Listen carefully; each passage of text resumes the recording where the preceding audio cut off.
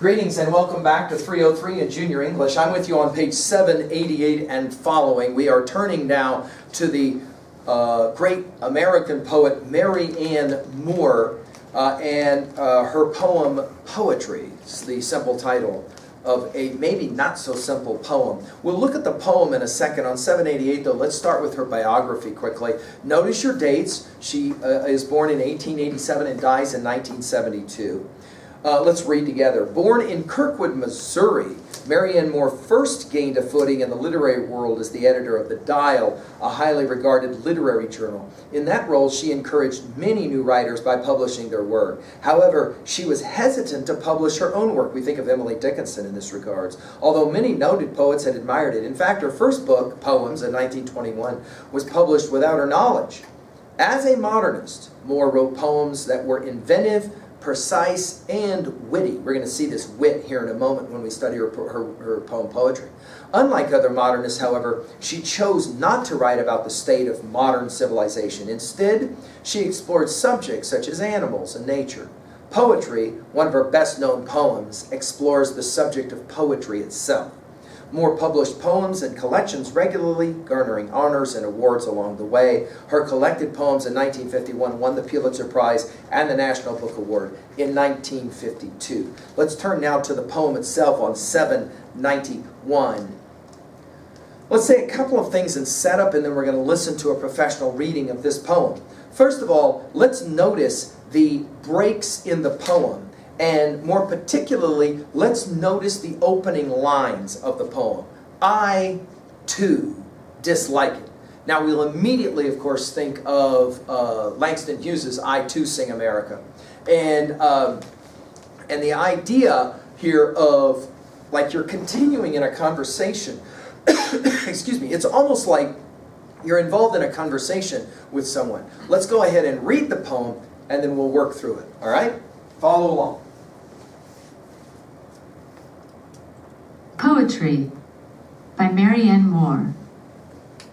I too dislike it. There are things that are important beyond all this fiddle. Reading it, however, with a perfect contempt for it, one discovers in it, after all, a place for the genuine. Hands that can grasp, eyes that can dilate, hair that can rise if it must. These things are important, not because a high-sounding interpretation can be put upon them, but because they are useful.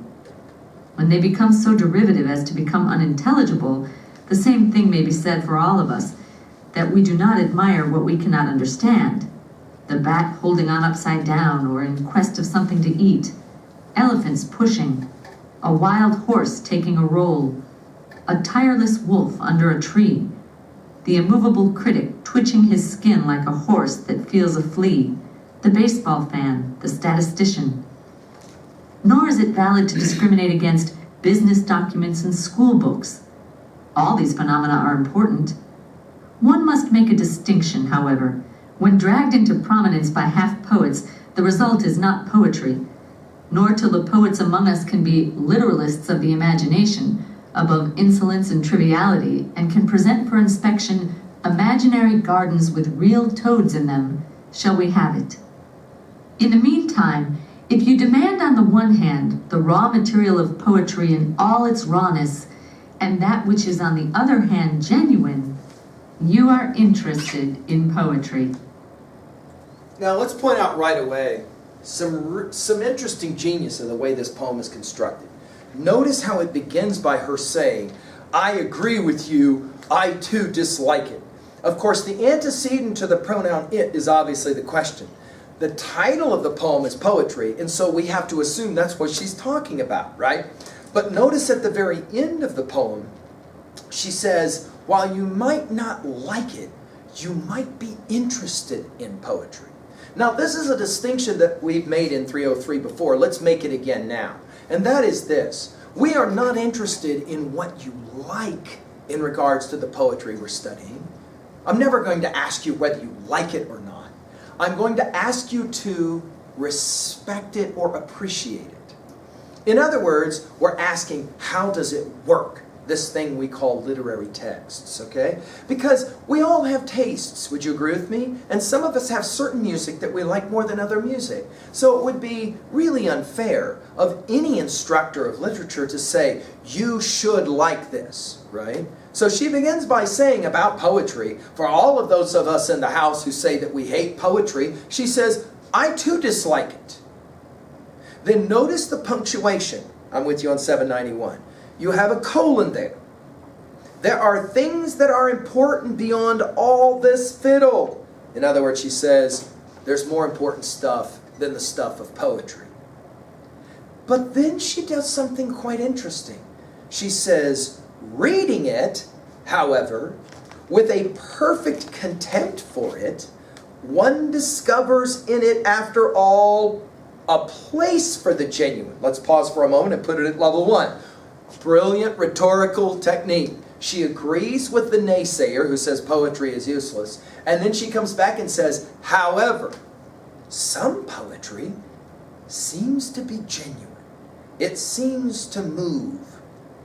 Notice she continues, hands that can grasp, eyes that can dilate, hair that can rise if it must. These things are important not because a high-sounding interpretation can be put upon them, but because they are useful. In other words, if you love poetry at all, it's because it's been useful for you in your life, right? For some reason.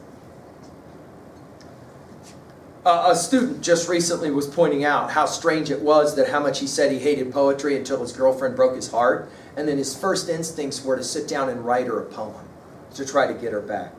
And he had to say it out loud in class. Why did I want to write her a poem and not an essay? That is a very interesting question. And that speaks right to the heart of what Marianne Moore is arguing. That sometimes poetry is the thing that moves us, allows our hands to grasp, allows our eyes to dilate, to get larger, allows our hair to kind of rise up if it must, right?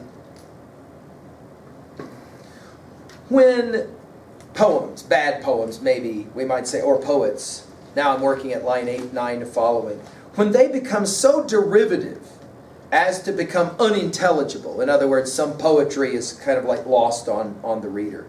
The same thing may be said for all of us. We do not admire what we cannot understand. I've had students that write that down and say, that ought to be stuck up somewhere in room 303. We do not admire what we do not understand. Such a compelling observation. I think the way I like to say it is this way. Just because some English teacher tells you that a poem is important does not make the poem important. If you can't relate to the titles that we're studying, then obviously you're not going to think of these titles as in any way great. The challenge, of course, is to understand so that we can admire. And if not admire, certainly respect, right? We are at least capable of understanding how it works. She then will give us some interesting little vignettes of little things that poets could write about, which are compelling in and of themselves. Of course, animals are always compelling. Poems about animals can as well be compelling. Notice, for example, the bat holding on upside down or in quest of something to eat. These are, again, things we don't fully always understand and yet somehow blow our minds. Elephants pushing, a wild horse taking a roll, a tireless wolf under a tree, the immovable critic twitching his skin like a horse that feels a flea. Notice the jab that she's able to get in here against critics, or maybe even talking about herself. She was a great critic. The baseball fan, the statistician, all of these, of course, are different kinds of things that happen in the world.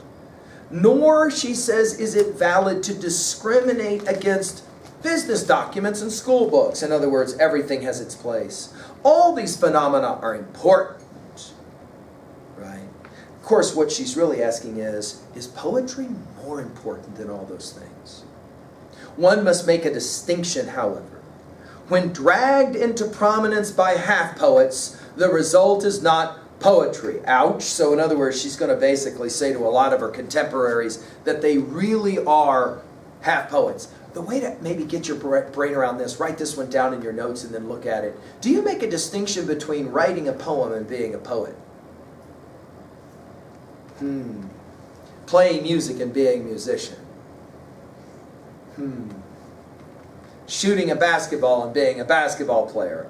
See, we're making a distinction, a fine distinction here, right? Between doing something and doing something well. She's obviously making the observation, I too do not like bad poetry, but there's something about compelling poetry that moves us, right? She says, when dragged into prominence by half-poets, the result is not poetry, nor till the poets among us can be literalists of the imagination, right? Those literalists meaning the exactitude, above insolence and triviality, and can present for inspection, quote, imaginary gardens with real toads in them. This, of course, word picture of imaginary gardens with real toads in them is a compelling way to think about what poetry really does. I mean, honestly, it's just words on the page. But when we start to appreciate, for example, what E.E. Cummings does in one of his poems, for example, all of a sudden, old age sticks, for example, all of a sudden, something starts to come alive for us. We somehow resonate and connect with it. We'll have it then, when we have finally imaginary gardens with real toads in them. In other words, in spite of the fact it's made up, there's something very real about poetry if it's done right. In the meantime, if you demand, on the one hand, the raw material of poetry in all its rawness, and that which is on the other hand genuine, you are interested in poetry. Now let's make a distinction here. She's brilliant, isn't she? She says there's a difference between liking something and being interested in it. There is an argument to be made that what we are trying to do in 303 is not convince you to like something, but simply convince you to be interested in something. To at least pay enough attention to be interested. Because, of course, if you can be interested in a poem, you might become interested in your life. There we are, right? All right, let's play a quick game now of annotation here at 2A. What do we want to say about possible messages or themes here in regards to this one? Well, you can write down several. Obviously, this is a critique of bad or average poetry versus great poetry. We might put it this way. Moore argues that great poetry lends itself to somehow being understood by the reader. You can connect with it in some way. We define learning in 303 as the ability to connect new information to old information. We would certainly say that that's what great poetry does. It somehow allows you to connect, to try and understand something about the world that you didn't know before, to experience the world in a new and a different way. Another possible message of this poem, of course, is to say that in the end, all great poetry ever does is interest you in more great poetry. One good poem leads to another good poem, leads to another good poem. I've had students that say that they learned to love reading because they learned to appreciate poetry. It was their first step into reading other stuff. Okay, let's go ahead and talk really quickly at 2B, not what the poet says, but how the poet says it. Of course, notice the genius of the rhetorical technique here to start out by saying, yeah, you know what, I also don't like poetry. Kind of puts whoever said it a little bit off guard. Oh, dude, I would have thought you would have said otherwise because you're a poet who writes this stuff, or you're a critic who obviously critiques this stuff. And she says, no, I totally dislike it as well, until I meet a poem that's genuine. And then I have to tell you, I'm a little bit interested. It's a brilliant way to set up the argument, rhetorically speaking. Of course, at 3A, we can compare this poem to other offerings that we've looked at already that try to appreciate or understand the power of poetry.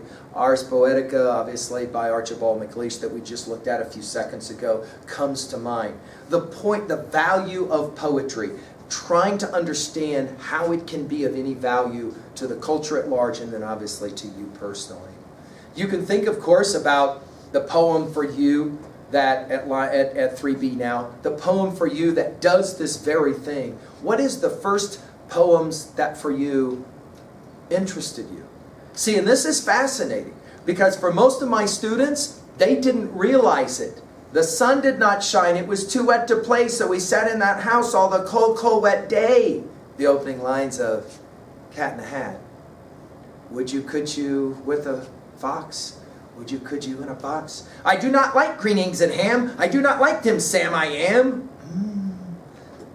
In the great green room, there was a telephone and a red balloon and a picture of a cow jumping over the moon. And there were 3 little bears sitting on chairs. I'm quoting, of course, the famous children's poem, Good Night, Moon. A good number of us came to poetry when we were very, very young. We did not realize it was poetry. But what makes Seuss so compelling to us as children is, of course, the rhythms of the language and the games that get played with language. What for you is the most compelling poem that you've read? What for you is the most interesting poem that you've read? A poem that maybe interests you, that can lead you on to something else. Well, there you go, Marianne Moore's classic, Poetry. Thank you.